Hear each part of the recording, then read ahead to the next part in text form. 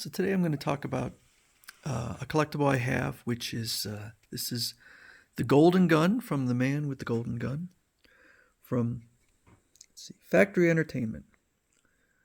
It says Factory Entertainment. They do a lot of collectibles related to movie props, and this is one of them. And you can see mine is number 0317. Now that implies that there's up to 4 digits, but I think there was only 500 made. I could be wrong, but this is 317. So I'm a huge James Bond fan, and I've been a James Bond fan going all the way back to my childhood. I'm a child of the 70s and 80s, so my favorite Bond has always been Roger Moore. Different people have different favorites. And I think a lot of times it has to do with your age because there's kind of an age of an impactful age. And I think it's probably between maybe like 7 years old and 20, something like that. And when we get older, we start to look back on those days. And so for me, I don't love every Roger Moore movie, and I would say even among the Roger Moore movies, this is one of the lesser ones, not the least. But there is definitely a lot of people who do videos on James Bond. What some people love and what some people hate can vary significantly, and some people get very passionate about what they love. There are only a few James Bond movies that I find unwatchable. I would say for me, the only James Bond movie I ever walked out of where I said, wow, that was awful, was License to Kill. I despise that movie. I can't watch it. There are some good parts of it, but I hate the film, so I don't watch it.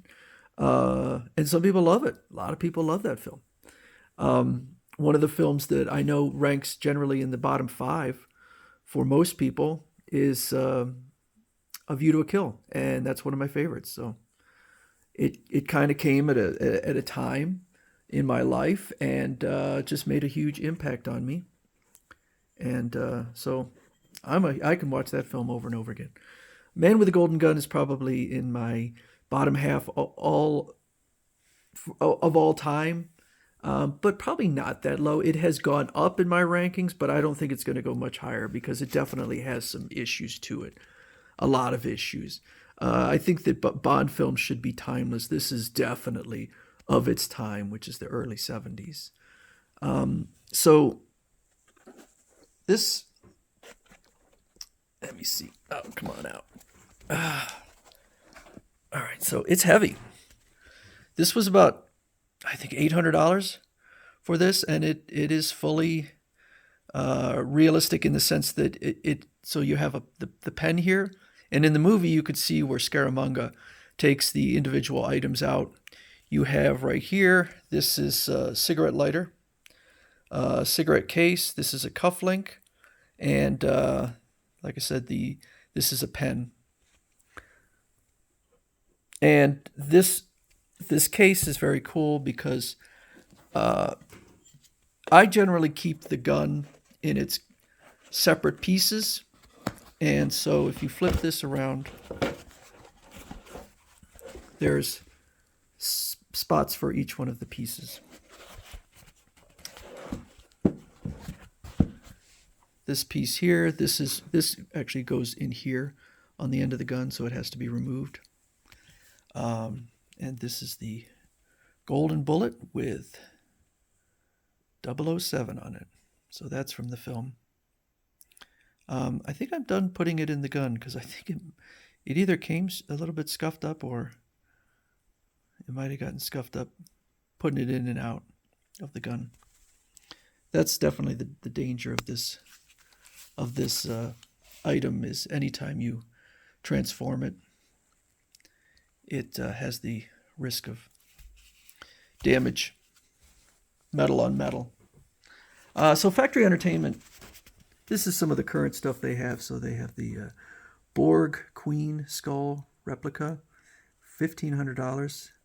Um, and I don't know. Oh, there's okay. So there's another James Bond prop, $500. The Moonraker gun. I wasn't really that interested in that one. They've done probably about 7, 8 different. I've only jumped on 3 of their items.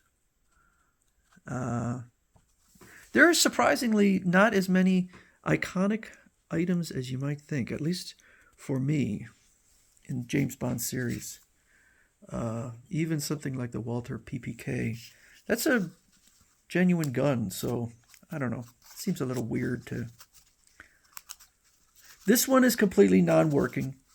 It's not that it's there's just nothing inside, no mechanism to fire it. So supposedly these are accurate reproductions. So at one point or several points, he does fire a gun. So my impression is that there is multiple guns. I think there is the transforming gun, and then there is probably another gun that is firing.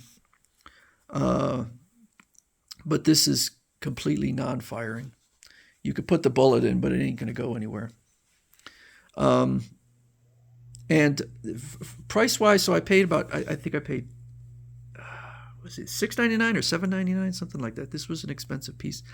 But I've seen it selling, and I don't mean somebody trying to sell it, but I've seen it actually sold for about $1,200, $1,300. So this is the only one I could find on eBay right now, and that's selling for $5,000. He's got an interesting case there. That's not the. I'm not sure where that case came from.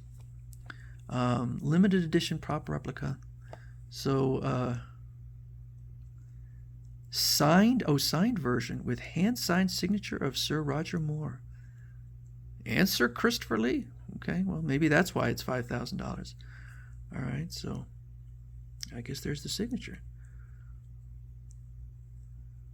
I'm not sure what this is because that's not the case. So unless he created his own case, and again, this is the plaque that goes with it. So that might be that's an interesting collectible. But I've seen these have almost doubled in value.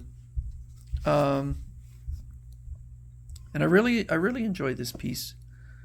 But I'm going to be showing, the reason I'm showing this now is because I'm going to be showing another one soon, related to another movie, which I will be talking about later. But I think it's very hard to get this now. You can see it's not even selling at all. There are only 500 out there, so if you didn't get it, you might have some difficulty because I don't see it selling on eBay. Even the sold listings have now fallen off because I guess it was so long ago. So this is Factory Entertainment's Golden Gun.